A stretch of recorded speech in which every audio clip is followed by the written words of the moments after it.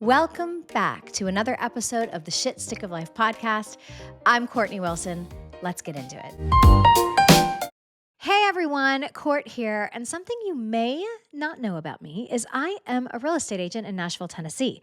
But wherever you're moving, anywhere in the world, and yes, I did say the world, I have built a trusted network of realtors that I would love to connect with you. So no matter where you live, reach out to me and I'll do just that. Today's guest is someone I have admired for years. And fun fact, the very first time we met, she was the one interviewing me and my ex-husband. Talk about a full circle moment. She is a powerhouse in every sense of the word, an engineer turned television host, the face of CoverGirl. Yes, CoverGirl. A mom, a wife, and truly kick-ass human being. For years, she brought us the stories, the glamour, and the behind the scenes of Hollywood. But behind all of that, she's a woman with grit, humor, and a story of resilience, including a private battle with cancer that she's just beginning to open up about. Guys, I cannot wait to dive into her journey, her reinventions, and her heart. Please welcome the incredible Sangita Patel. Sangita. Oh, it's so good to see you. Just seeing your face just makes me happy today. Really. It's the smile. It's the smile. Same, girl. And it's funny because when I was filming in Canada earlier this year, we had lunch and I left feeling like if I lived in Toronto, we would be the best of friends. And we just, it just felt so natural, and transparent and open and warm.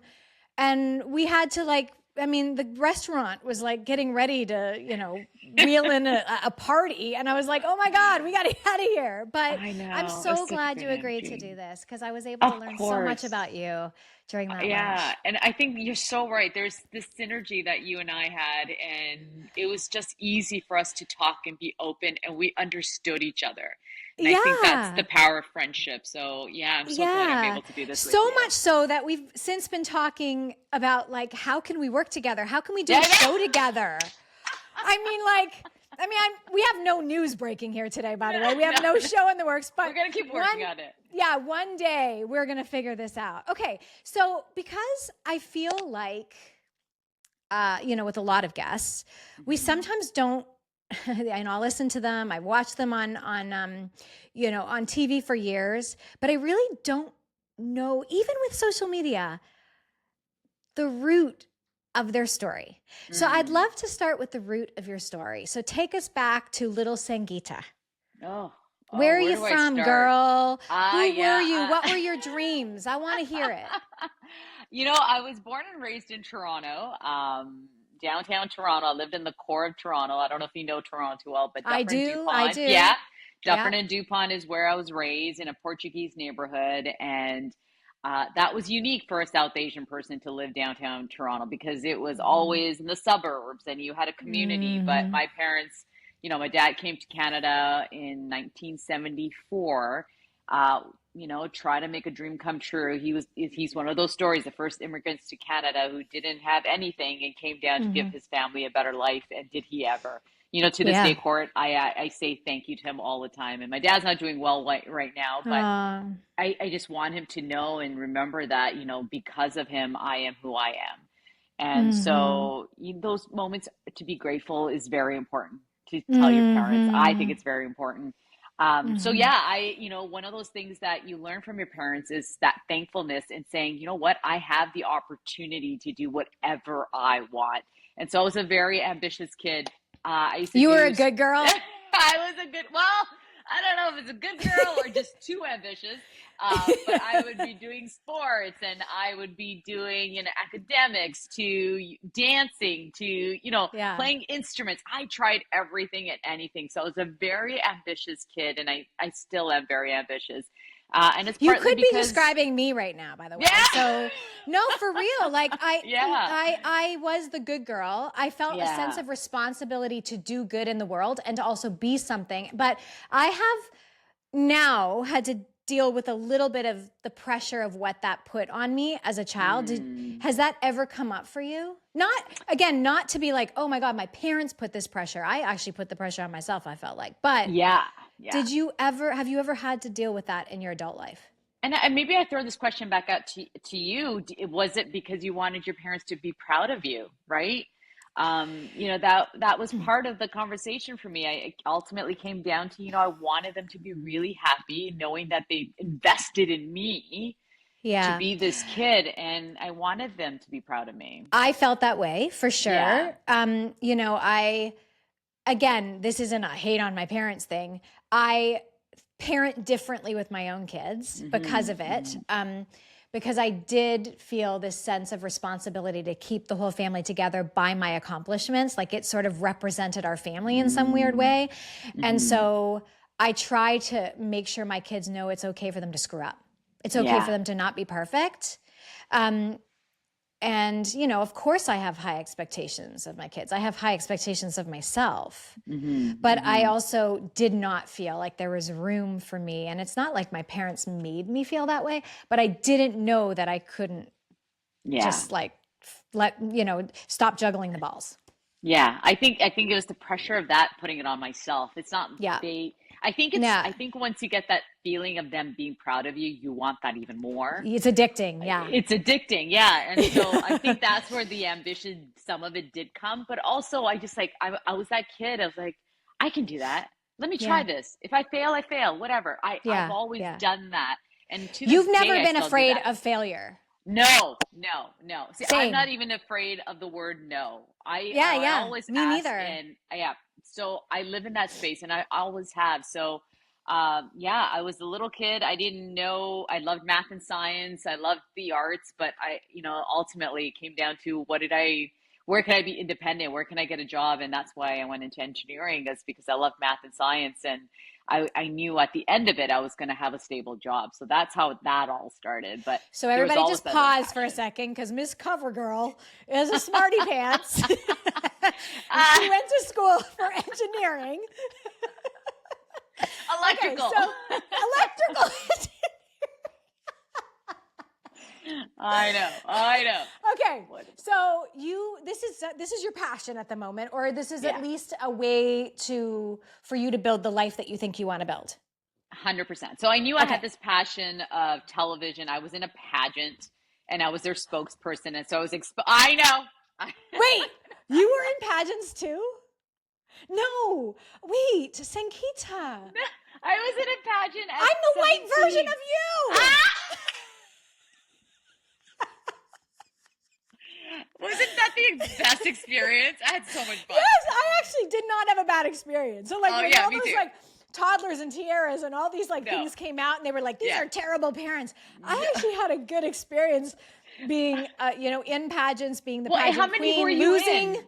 Oh, a lot. Oh, okay, I was just in the one. I was just in the Oh, one. no. I was No, a no. serial pageanter. Oh my gosh, that's So, hilarious. like, I want to see and photos. I don't know, you do, but there was a lot of big hair, but Yeah.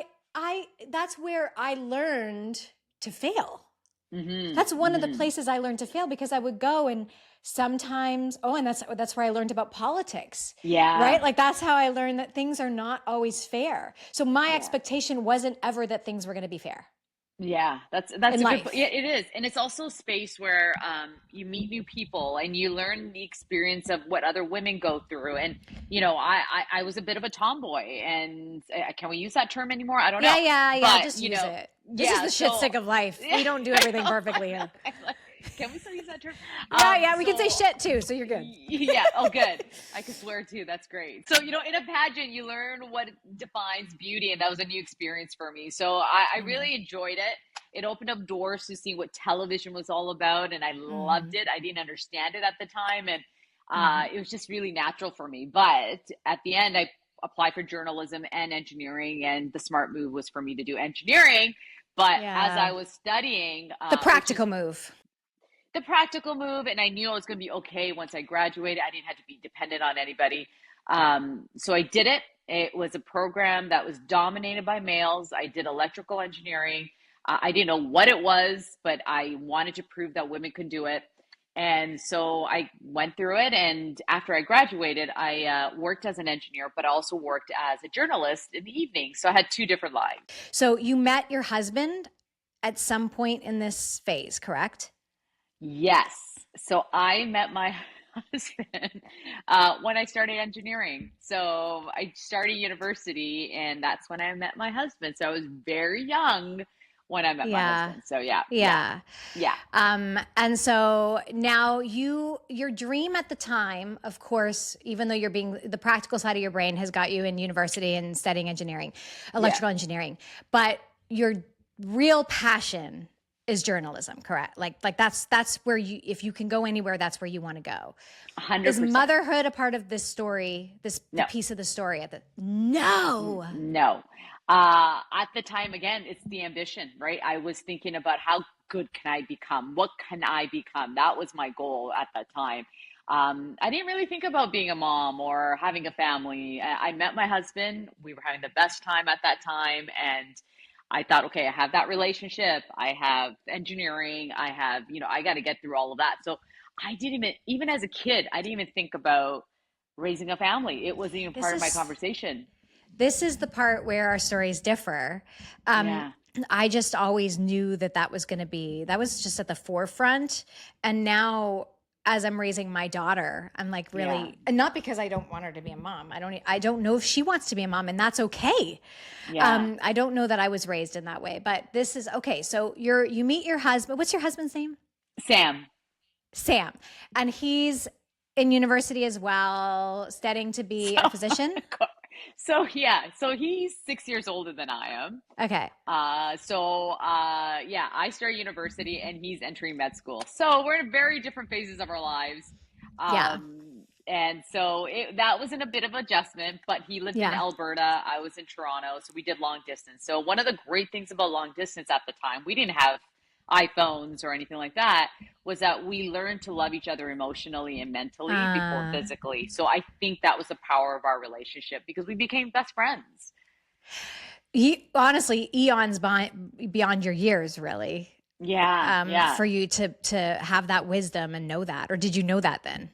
Yeah, I think, for me, I was not in any rush to get married and he was always there. He was part of my soul, I think. I think that's the best way to say it. It was my day always ended with him, talking to him, and it wasn't just about love, it was more about getting to know each other as friends, and that Yeah. was so powerful for me that this guy, even if things didn't work out, let's say if it didn't, I Yeah. knew this guy knew me well and he Yeah. understood who I was, so he was my friend. Was there a defining moment during this time that led you Yeah. to give up your really safe career in engineering and switch gears? And then also, were you thinking about anybody else when it came to that decision, like your family or the expectations on you? Yeah. So when I finished engineering, I think it was 3 days after, we went to Bahamas and Sam asked me to marry him. So at this point, so it was 24, Oh, 25. He asked my parents for the blessings and I didn't know. And I actually was very surprised by the engagement. I didn't think that was going to happen. So your parents are like, sweet, good yeah. looking, gonna be a doctor. Yes, check. I know. My parents didn't like the fact that he was becoming a doctor. My dad used to think that Interesting. doctors are trained to be soulless. And I'm like, no, no, he's a really nice guy. He's a really nice guy. So, that all happened. And so we had a long engagement, maybe a year and a half or so. But at that point, I knew I had to work as an engineer for 5 years to get my professional engineering, which you get in Canada. So that means you could become an independent engineer, you could sign passports, all that. But during the night, I lived my passion. And so that meant me going auditioning for a show. And I ended up working for Rogers Television for a show called Toronto Living. I don't know if you know that show, but I I did a vaguely lifestyle remember it. show. Yeah. So I No was living way. these Okay. two different lives and it fit me perfectly. I was living my passion, making money, working as an engineer, but again, a very male dominant world, and I dealt with a lot of sexism, Court. Yeah, I know And you there did. are points where you just kind of just say, I'm fed up. And that's what happened is when I had my first child, I was pregnant with my first child. And I think that was the pivotal moment of me saying, you know what? I'm going to take a risk. I am going to leave engineering behind. I've got my PNG and it's time to try something different that I've always wanted to do. And that was the beginning of it. Okay. When you go back, because I think there are lots of people, especially women, in this still male dominated industry, even though it's Hmm. come a long way, we will still look back on this time and say it's still male dominated and there's still a lot of sexism. It's changed dramatically since then. But what were some of the things that you did deal with? Was there something that you like, there's a story that you look back on and go, really? I think there's, you always get those little comments and you kind of just brush it off. Even through engineering school, you got those comments. I remember even one time a student was saying the only reason you got the job was because they had to meet a quota. And, it was not the nicest thing to say, but I'm like, you know what? I got the summer job. You didn't. You didn't. I don't care. I proved myself. They brought me back. But it was one day I was spending millions of dollars for this company building their company. And I had a senior engineer that worked with me, and the client would never look at me. He would always talk to the senior engineer before he would talk to me. And there was a moment, Court, I'm like, I'm done. I can't do this anymore. It added up. It all added up, but it was that time and I was pregnant. If you were in that position today, would you handle it differently? Would you be bolder today? Would you say, hey, I'm over here. Yeah. My eyes are over here. Yeah. I think looking back at those moments, I picked my battles. And when you have a client that's spending so much with your company, you have to find a line of what, making sure everyone at your company is safe. Do I matter? Right? So maybe back then you learned how to read the room. You learned how to do what works for you. And honestly, that probably made you an amazing host down the road to be able to read the room and be who you needed to be for that person. I needed to make sure this team was good before I was good, right? That was the most important thing, is that this company was happy and my company was happy. So what I had to deal with, I dealt with. And, there's certain things I would have not slipped as much as I did, thinking back now. But it made me who I am. It made me stronger. And I think you're right. I read the room a little bit better. And what advice do you give to your own girls, having raised 2 girls now? That's a really good question. Because recently, I'm going to turn this around a little bit, because my daughter, I don't think she's dating anybody right now. I've asked, I got her ready for it. I got her all the things. Lennox told me recently she was dating somebody and had been for a month. So I feel your pain. Yes. And we're close. Oh my God. Okay. So did you meet the boy? Yes. Oh, that's a tell me your story first, and then I may actually tell this story. Okay. So it was a conversation between my husband and my daughter, and he spoke to her about respect. He taught her about how men should respect you. And that I sat back and I let that conversation happen. It's not like me saying, guys are going to mess with you. Don't do this. Don't do that. It was because literally he was doing the sexiest thing that you've ever seen him do. Oh my God. Yeah. Right? I mean, there's nothing cooler than a father teaching his daughter this. About respect. And I thought and I just sat back and I go, that was probably the most important conversation she needed to hear when it comes to men and her going off to university and having the best time of her life. So that I didn't have to say anything. I realized I brought up these girls that are confident, and we both have, and they can speak for themselves, and understanding what respect is all I can do for them. And Sam made that happen by having that speech with her right before going to university. So it's really special. That is really special. Yeah. Okay, I don't usually do this with a guest, but I'm going to pause and tell you a little story about Lennox. I would love this. Yes. And I do believe I won't ever say anything that I feel like would be, not okay with my daughter, by the way.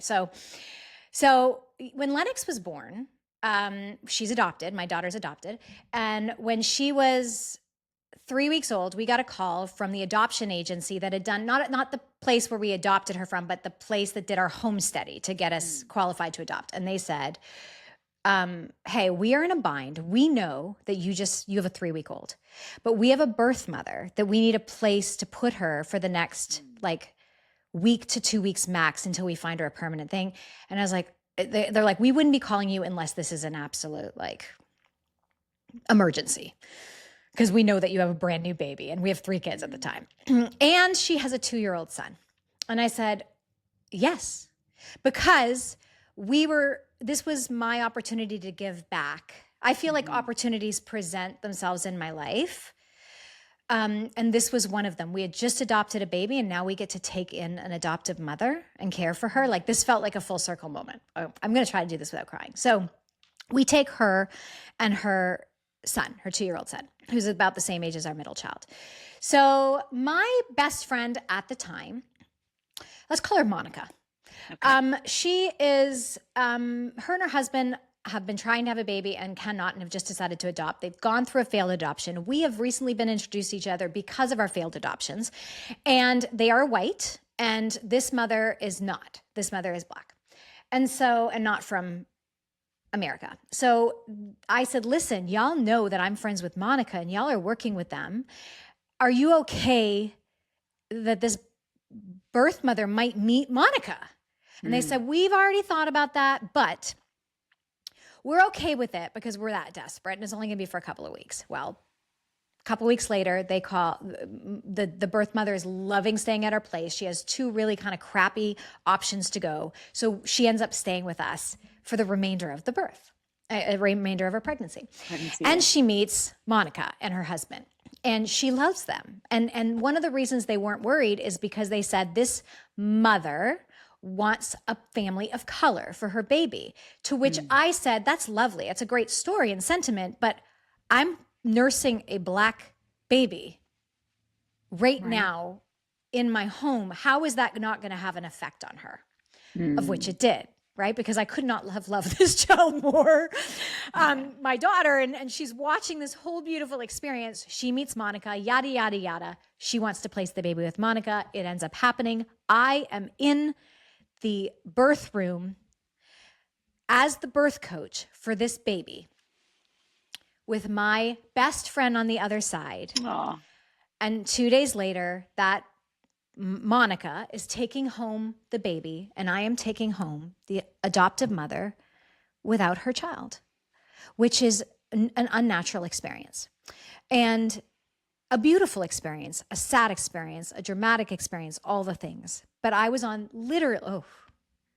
literally on the other side of the painful part of the adoption. Okay. A few years later, Monica and I have a falling out. And that is a very complicated thing, but we have a falling out. And the kids are about 5. So they grew up with each other about 5. So hope you know where this is going. So Lennox, they don't go to the same schools. 11 years later, these 2 children found each other and they started dating. What? Yes. So Monica's child and the birth mother, and then the adopted mother, Monica. So the kids kept it from us for the first month because they didn't know what had happened between us. Okay. But knew something had made it weird at some point. They were 5. They weren't even they were in kindergarten, 6 or whatever. So they didn't really know. We never made a big deal about it. And so when we found out, I messaged Monica and I said, well, you can't make this shit up. No. So did they know each other, that they knew each other when they were young? She said, I just found out too. Yes, they knew that they don't remember hanging out. Right. But they knew each other. Okay. They knew each other. These kids, no, we all lived in the same area. Yeah. But then we had moved away, like 20 minutes away after my divorce. And they Snapchat and do all the things. And so this morning, the kids have broken up because it's high school love. Quick, right? Yeah, they're still friends. Right. They're being really practical. They need to get their schoolwork done. Yada, yada, yada. I, this morning, had breakfast. This very morning, I can't believe this is coming up, with Monica. Yes. And so, I mean, it's great. We hugged it out. We were like, good. Isn't that great? But this is, I just had to pause and tell that story because it's just, so crazy that question just came up, that our kids kind of hold these, they have their reasons, but it also led us to a conversation about withholding that information and why. And I would always, there was no reason for her to do that. But so now you and Monica are okay now, and we're okay. Like, we're not best friends or anything, but we're okay. And through the kids finding each other again, so did we. Oh, Anyway. I love that. But that's healing. That's healing. It right? is healing. And there are so Yeah. many shit stick of life stories that I think have full circle moments. 100%. So let's talk about yours. So you end up saying, you know what? I'm going to take a risk. I'm going to lean into the dream. How did that lead to things like Entertainment Tonight Canada and being a host? So I just had my first child. That's Ava, who's now off to university. Can't believe it's been 18 years. And it was an opportunity for me Must to be the CoverGirl makeup you're wearing that makes you look so young. Oh gosh, I have nothing on, but thank you. I have a little bit of but it was a moment of trying to figure out what I wanted to do next. And it worked out that I was working at a company where just for freelance, and it was called Pelmarex, which is the weather network in Canada. And 5 minutes away from my place, and I met with the CEO again. It's one of those conversations where I was very ambitious and go, listen, I want to have a chat with you. Can we have this conversation? He goes, well, since you like science and you like television, and I had this demo from my nighttime world of working at Rogers Television. He goes, let's give it a try. And it was probably the perfect fit for me because the science came into play. I was doing ad lib. You know ad lib. You don't get that experience very often. So I got to do ad lib for 5 minutes straight doing weather, and it was the perfect fit. So I would work a few hours here and there. I'd go home to my child. It was perfect. And that's how it all started. And then I got a call from City TV, and that's when everything started to change. But was there ever a job that you didn't get? That you were like, dang, of course. A million of them, right? I think it was handful. It's more now than it was before because the industry is changing. At the time, I didn't know what I wanted, Court. It was more of like, okay, if this door opens up, let me try. Let's see what happens. That was the thing with the Weather Network. And when City TV called, I'm like, you know what? Let's take a risk. Let's see what happens. And that was probably the best move I ever made. And at City TV, I got to do entertainment. We started an entertainment department. I did breakfast television. I hosted and did weather coverage, and working the evening news, doing weather. So there was a little bit of everything. And it was because of my boss. This female boss saw something in me, and she was so invested in me. I never knew I could do anything. I don't have a background in journalism. I've done weather, I've done engineering, and I was very talkative, and I was just me. And it wasn't until Gord Martineau called me into his office, and it was the third day I worked at City TV, and he goes, Patel, come to my office. And I'm like, ah, shit, what did I do? Oh, he's calling me by my last name. Yeah, you're like, oh, crap. So you know City TV was the thing in those days. They were just big operation. A big operation. People were just yelling at each other. It was a whole different environment. And he called me into his office, and he goes, Patel, you don't give a shit how you look. And I go, oh, okay. And he goes, keep it that way. Is that a compliment? I was like, I don't know what that meant. And then he says, keep it that way. And I go, okay. And what he meant by that, and it sticks to me to this day, was all I knew how to do was me. And that was the power of for my career was to grow, was to just stay me. And that's what I've done. That's all I know how to do. Mm-hmm. But for people who are, and I love that about you, because you can pick up. I remember the first time you interviewed me, it was with my ex-husband, and I don't even think you were supposed to interview us. I think it was somebody else. And then at the last minute it was you, and I didn't know who you were. We were on a tour there, like a media tour. And I remember walking away, and I was like, that girl's got it. Like there was this energy about you, this authenticity. And I get where that comment comes from. Like, you don't care about what you look. What he's really saying is you've dropped all that ego that can come with TV, and it's relatable. People can feel that energy with you. You don't care if you mess up. You'll make fun of messing up because that's real. That's real life. And that's what's relatable. But you're also a damn good interviewer. So, I mean, there's also that. So was there ever a time that you felt in Canadian television? I'm asking this really, I have no idea what you're going to say, because I obviously for the last 28 years have been in the South, and it's a very different place here, especially right now. Did you ever feel like anybody used you when you got a job, used the diversity angle against you and said, well, yeah, this is just a DEI initiative or whatever you all call it there. But this is, you only did it because you only got it because you're not white. Or you talked a little bit about that in school, but did you ever feel that way, and how did that make you feel? And you know what? It was a learning curve for me because, I dealt with sexism in engineering, but this was a whole new field of so many isms. From being a female to being a person of diversity. I remember one camera guy goes, "Hey, can you talk to this woman? She's speaking Tamil." And I go, "I'm Canadian. I don't know how I can help. I grew up in Toronto." I'm not sure. Just for the record, y'all, when we were doing our sound check, I asked her to count to 10 in French, and she couldn't do it. I did pretty good. You did okay. You got there. You got to. Yeah, but there was you did all do it in these Hindi. things. Yeah, it was all these things, but I did, and I remember when I started my job at Entertainment Tonight, there was a moment of I was traveling. I think it was my fourth day, and someone said to me, they hired you because they needed someone of color. And it hit me. And I was like, I thought it was because I was worth it. I was at that space where I was so positive, and that they wanted to take a risk on me. They wanted to grow with me. They wanted me to be part of this team, even knowing it was only a 6-month gig at the time. I was covering on mat leave. Yeah. I felt they wanted to. That was the first person they've hired in I don't know how many years. And so when that person said that to me, you know what it did? Instead of getting upset about it, it pushed me even harder to do better. I'm going to prove people that I'm going to prove people that I can. And that was part of the whole thing. Even when after what Gord said, I'm like, okay, I just got to keep pushing and showing that I can do it. And so, 100%.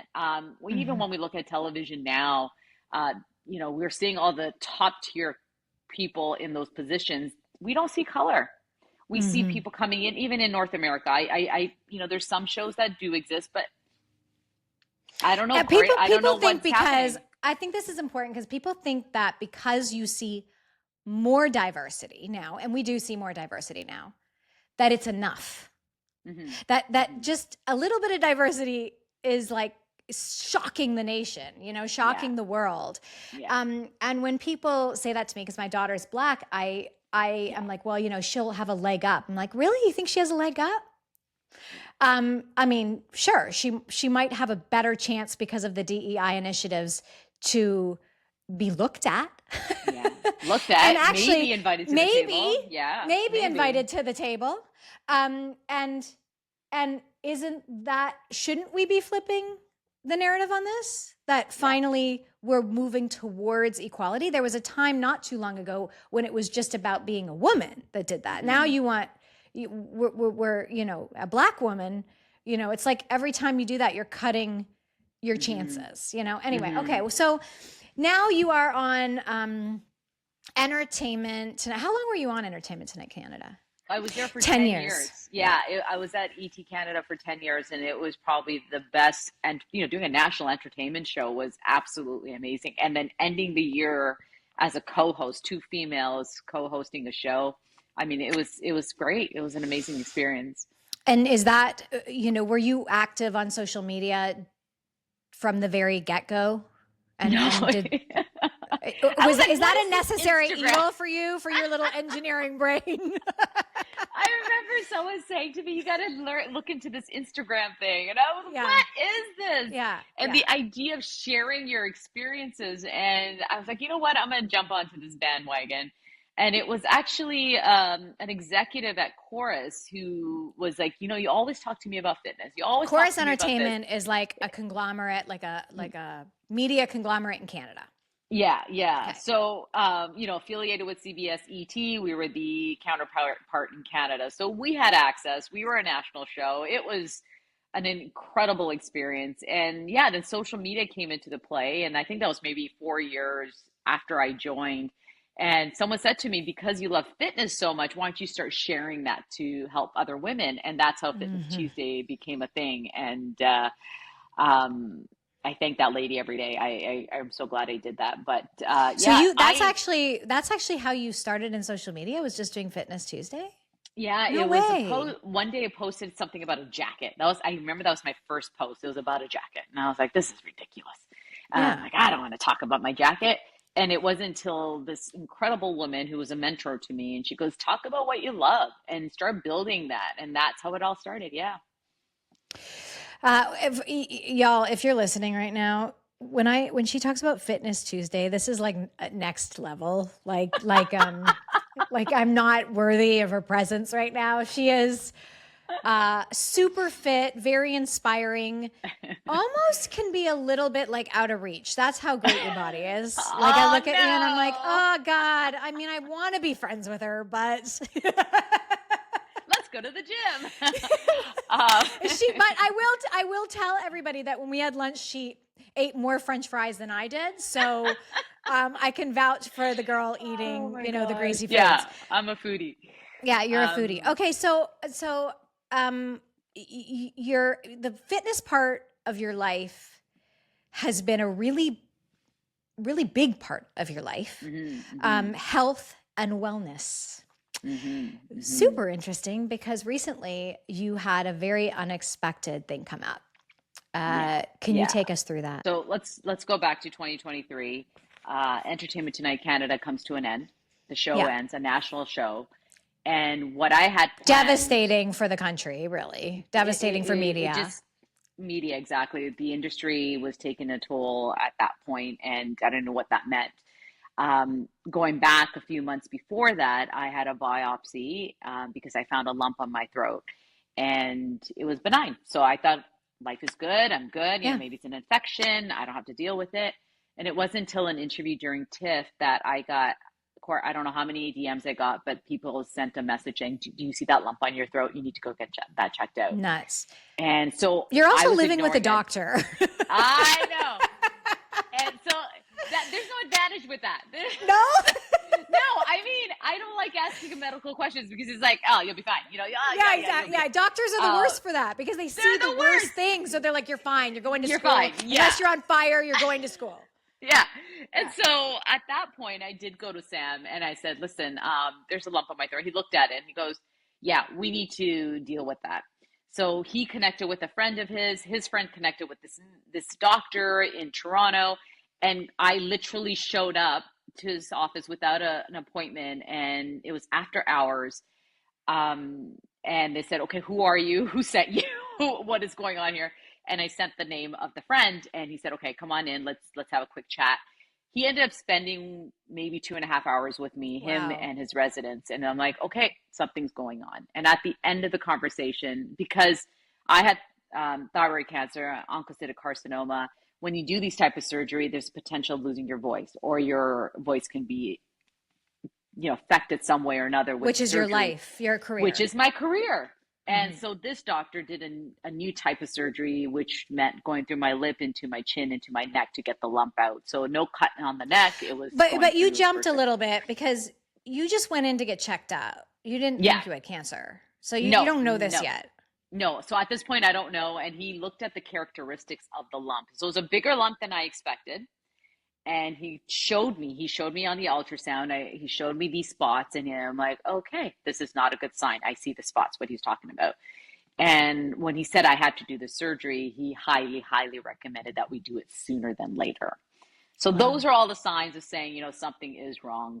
But he's such an incredible doctor. He kept me very calm. And I remember even calling him the week before, go, listen, I feel great. Maybe we don't need to do the surgery. Maybe I don't have cancer. At this point, I think I have no cancer, right? I'm just thinking there's something wrong. He's just being proactive. Okay. He's just, taking care of me and he's just going to get rid of it. At this point too, Court, I never go to the doctors. Yeah. I never go for checkups. I go when I have girl, to I'm the same.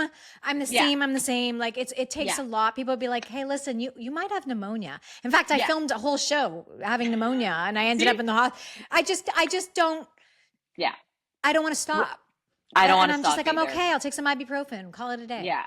Yeah. So that was part of it. And so ET Canada ends. I have surgery. And the surgery took a lot longer than it was supposed to. And so it got a little bit complicated with the first surgery. I didn't get my report for a while. So this is where things get a little bit, what is happening? What is going on? What did happen? And then I get a report before seeing the doctor of the diagnosis of what happened. And all I saw was carcinoma. And I was like, this is not good.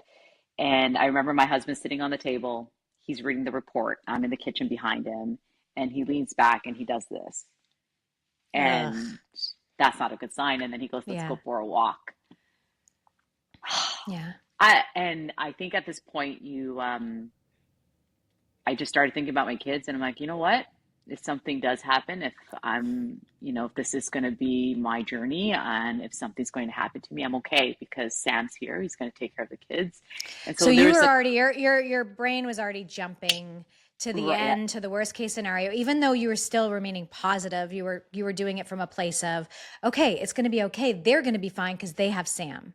yeah, and it's Wow, weird, and that's it's interesting. so interesting you say it that way because I found the positive in my death. Yeah, you did. Yeah. So it wasn't, I was Yeah. panicking I was going to die. It was more like Yeah. my kids are going to be okay. They're It's going to be okay. okay. Yeah, it's They're going to okay. be We're going to be okay. fine. We're going to be fine. You guys are going to be fine. That means I'm going to Yeah. be fine. Like if Yeah. I'm not here, you guys are in a good space. And we held hands, and it was a rare type of cancer that there wasn't a lot of research done in it. And so I felt this calmness. I wasn't panicking. I wasn't freaking out. It was just calmness that came over me, You're which not shocked afraid of me. death either, clearly. I didn't know that. I don't know. I still question that to this day. I remember the second surgery going to sleep, and I did panic at that moment. So I don't know how to answer that question. Okay. Because when you have kids, It you want to be is. there. You want to be there. I had a moment, probably my lowest moment ever. I think I may have shared this with you Hmm. at lunch, but where I wasn't sure that I was wanting to live. And it was a few years ago. And I was in a really bad place. And the place that I could not figure out was where my kids were going to go at the time. I was like, who's going to take care of the kids? And so that was the thing that I couldn't like rectify, and I couldn't, and so for you to know that they had their dad, that obviously was a source of comfort 100%, yeah. in the worst time in your life. Well, it's got to be one of the hardest times in your life. How were the kids during this time? Yeah, so Or did you share with them? I didn't talk very much about it with anybody, really, just Sam. It was because my dad was very sick at the time.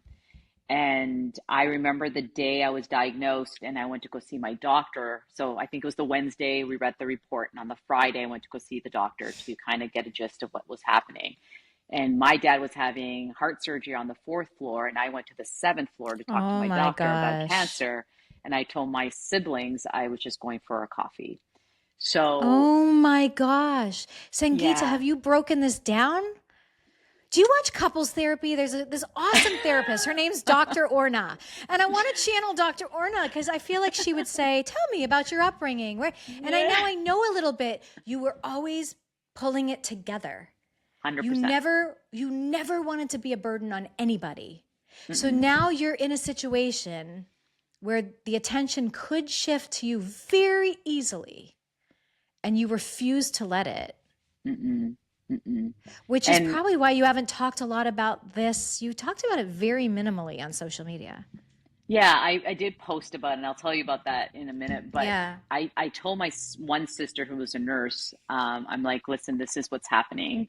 And she could think about it logistically of what's going on. And then when I went to go see the doctor upstairs, he said, I said, can I meet the pathologist? And he goes, nobody asks to see the pathologist. And this is where the engineering comes into my mind. I'm like, I want to know the science behind what's going on. Because now they're saying, I got the lump out, I got the cancer out. However, there was a hole in the lump, which caused the cancer to spread into my blood. So now I have this oncocytic carcinoma kind of filtering in my blood, and that could potentially give me bone cancer in the next 2 years.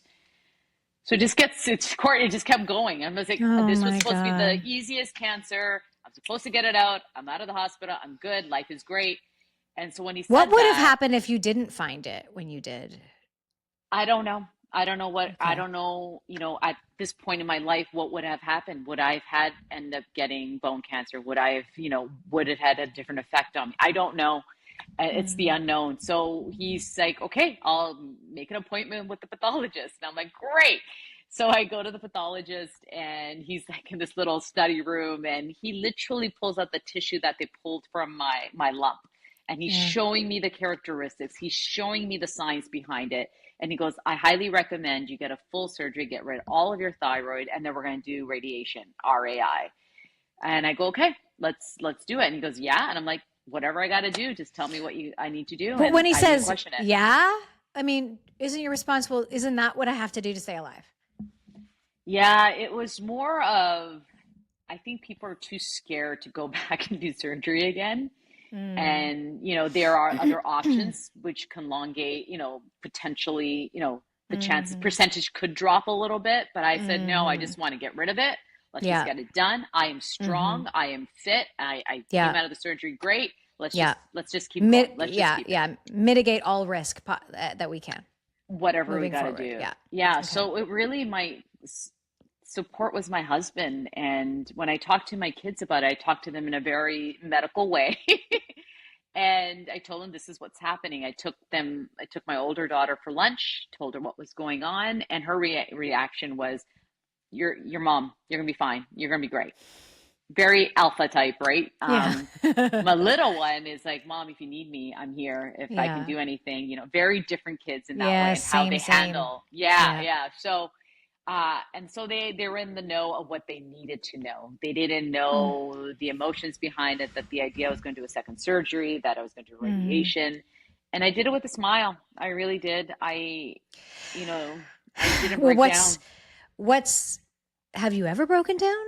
I have. I tell Okay. myself to have that good cry, but I don't Yeah. stay in that space very long. So when I got home the day of the surgery, I'm highly heavy medicated and I'm sitting on the bed and I remember just looking at my face. So I'm fully swollen. Everything is just, and I had the biggest cry at that point and I Yeah. started talking to God and Yeah. I'm not very religious. Yeah. Same. But Um, I do talk to God. yeah, Yeah. I was talking to somebody Yeah. and asked the question why. So I Hmm. did. I went to that space because I didn't understand. Everything was just, I'm on this high court and then Hmm. the show Hmm. ends. I have cancer.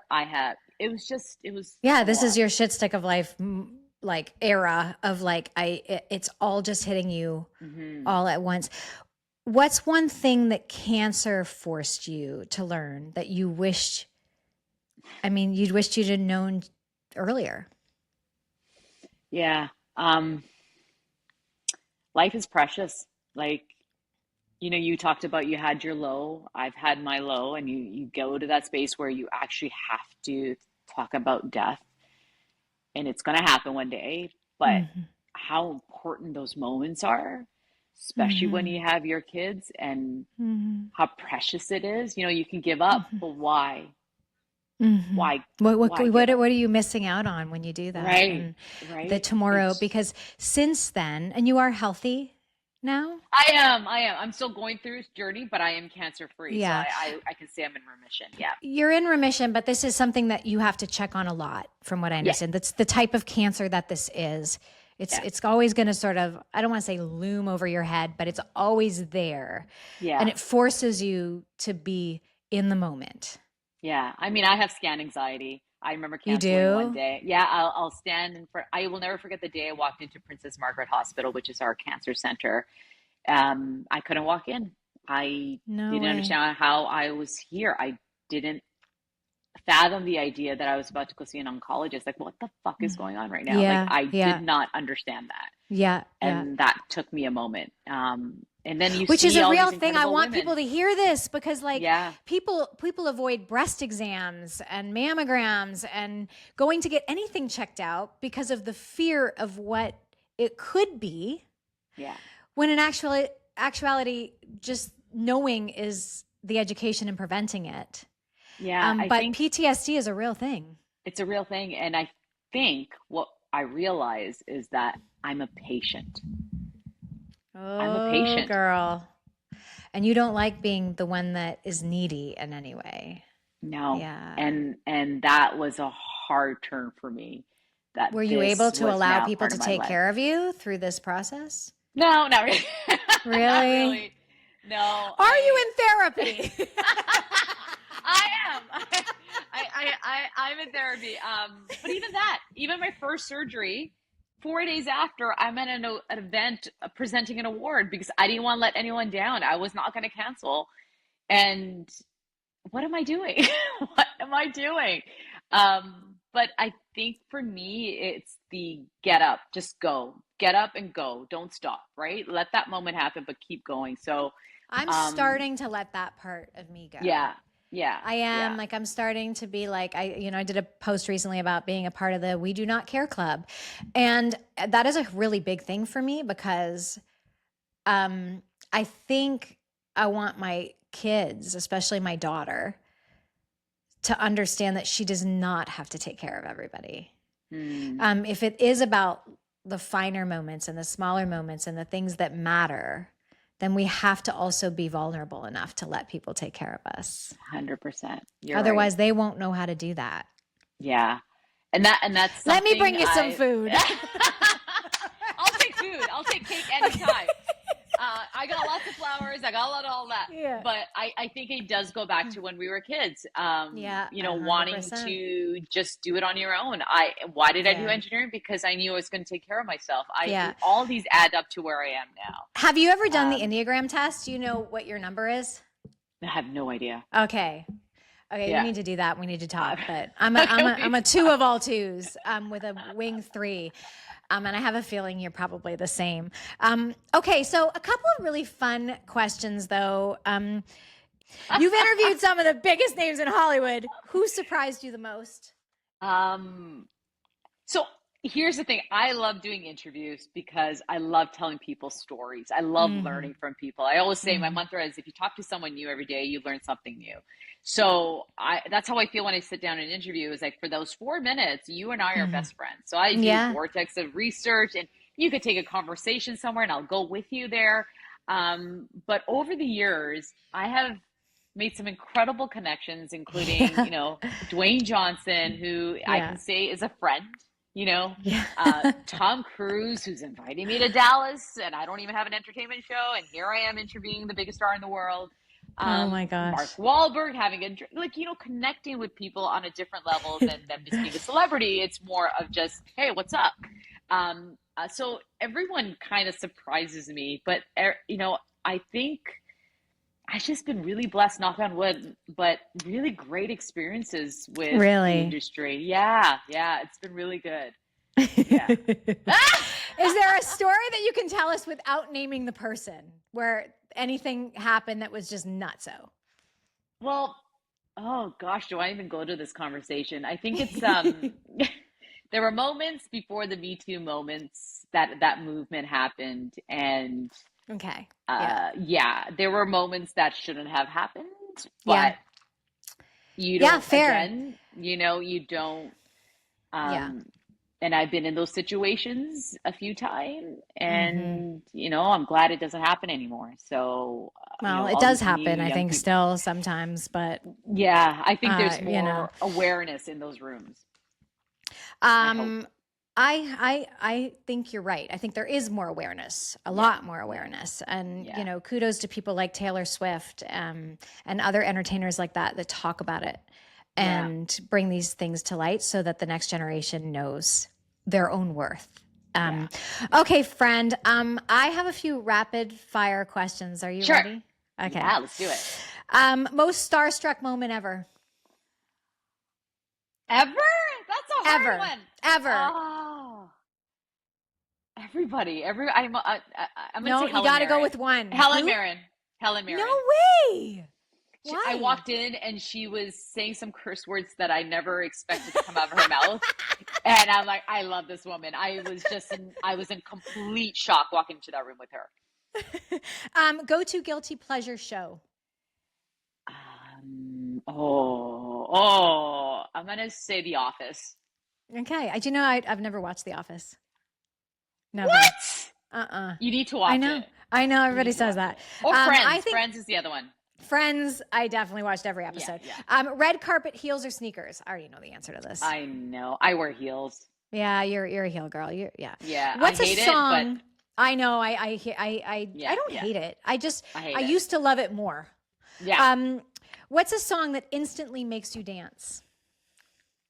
Oh my gosh. What These are kind of good music questions. do you like? So I'm gonna say Eminem "Lose Yourself." It's a Oh, slower in the beat, but music. and anytime that comes on, I am bopping my head. I am moving. It does. I I'm can't. already bopping my head. Yeah, it's the best. Who's the stricter parent, you or your husband? I'm gonna say. Wow, me. this is a hard. Really? Okay. I think so. At the end of the day, it's me. Yeah, definitely me for sure. What's one thing that you do that drives your kids crazy? Not listen fully. What? They'd be like, Mom, sneaky. Are you listening to me? They're sneaky because I'll be on my phone and they'll ask me, hey, Mom, can I get whatever? And then they're like, the next day, I asked you that already. And you said yes. So I think that's annoying. Or maybe that's annoying on my side. Or they're playing you. They didn't ask you, and they're like, we asked you this yesterday. Yeah, they're annoyed by that and me taking photos. They hate when I pull out the phone to take photos. I'm like, okay, family portrait. Girl, every parent, every kid everywhere is like, they take a million photos with their phones, but a parent pulls it out and it's like, we're asking, Okay, one beauty product you cannot live without. Gloss. So I love a good lip, not a gloss, sorry, a lip stain. Because I put on lipstick in the morning, a little stain in the morning, and I don't touch it throughout the day. Yeah, and you're currently one of Canada's CoverGirls. Yeah, isn't that exciting? Are you so crazy? I'm living vicariously through you. I might even say that's one of my dreams. Maybe I'll be 70 and a CoverGirl. How cool for you? It's so crazy. I was, the first Canadian spokesperson when I turned 40, and that blew my mind when they asked me to become CoverGirl for at the age of 40. They wanted to announce it on my birthday. They're embracing it. It was crazy. And I'm like, I'm a South Asian woman. Are you sure? And they had these products that fit me. And it was incredible. Still a pinch me moment when that happened. And then 6 years after, they asked again. And here we are going on this amazing journey together. And I'm still blown away. I can't believe it's happening. And now you're on buses going downtown Toronto. Yeah, I saw your face. I saw it. Okay, if you weren't on TV and you didn't have an engineering degree, what career would you try? Oh, yeah. I wanted to be a writer, but I can't write. Okay. I have no idea how to write, but I wanted to be a writer. That's like saying I want to be a hockey player, but I can't skate. I can't play hockey. Yeah, that's exactly what happened to me. I was like, okay, I wanted to be a writer. Sangita, you are lovely. And you too, I'm sweetie. so grateful for our friendship. I'm so grateful that I met you. I'm so grateful that the next generation of girls coming up in this industry have people like you to look up to. Yeah, and I want to say the same. Thank you for being such a great friend, and even connecting here and there, it's important. And finding people like you and in this industry is really important. And holding each other up is a very, very important place to be. So thank you. Well, I have one final question before we go. For women listening who may be silently battling their own struggles, what advice do you have for them? Yeah. I'm going to go back to saying life is precious. It's, you are in control of your own happiness. What I call in my world is something called core joy. And what that is something that's instilled in you that nobody can touch. So happiness is, buying a house, doing, this, you feel great. But that core joy will never be affected.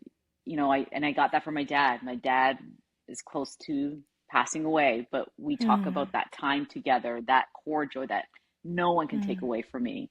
And you need to find that. So all the stuff that's happening, everyone's going through it. Don't let that take that core joy, and find it. It takes a long time to find it. Guys, listen, this is advice I'm going to take with me. So happiness is things like buying a house, going to your favorite concert, and getting the thing that you love. But the core joy, even when you're being hit by the shit stick of life, you control that. You control it. Yeah. No one can touch it. Sangita, I love you. Let's have coffee when I'm in town next. Yes. Coffee, wine, and cake, French fries. French fries. Truffle. Okay. I love you. I love you too. Thanks for having me. Thank you so much for listening to another episode of the Shit Stick of Life podcast. Please remember to like or subscribe wherever you're listening or watching. Much appreciated. See you next time.